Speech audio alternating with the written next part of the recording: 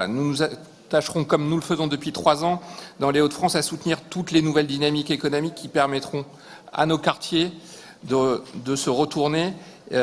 notamment grâce au développement du commerce de proximité, de l'économie sociale et solidaire, mais aussi des nouveaux projets numériques et REF 3. Nous activerons plus que jamais tous les leviers de l'emploi dans nos quartiers, avec le renfort précieux depuis quelques mois du conseiller délégué Hakim El Azzouzi. On s'activera notamment pour développer les clauses d'insertion de la rénovation urbaine qui sont un formidable booster d'emploi local dans nos quartiers. On ne se privera pas de continuer à développer l'économie sociale et solidaire, mais je laisserai à Faustine Maliard la présentation de ce budget tout à l'heure en rappelant juste que l'économie sociale et solidaire, c'est déjà plus d'1 salarié sur 10 dans notre région.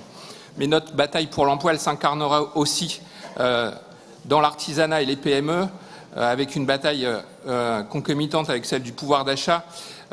pour la rénovation énergétique. J'en profite pour saluer l'action concrète et pragmatique de Frédéric Nious dans ce domaine-là, dans une région qui a décidé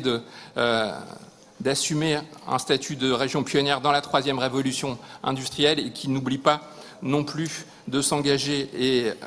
au plus près des territoires, comme le prouve notre engagement régional pour le bassin minier.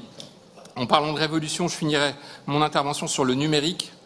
et notre volonté régionale de démontrer que les emplois dans le numérique ne sont pas réservés aux ingénieurs, ce qui prouve que notre contribution, Monsieur le Président, du César, la formation tout au long de la vie, s'incarne notamment dans le numérique avec de belles opportunités, incarnées notamment par la Grande École régionale du numérique qui formera plusieurs centaines de personnes en leur offrant souvent une deuxième chance dans le numérique. Cette ambition se concrétisera également par la montée en puissance de nos plans thématiques sur la robot numérique et la cybersécurité et par le lancement d'un appel à projets sur l'industrie du futur pour préparer les emplois de demain.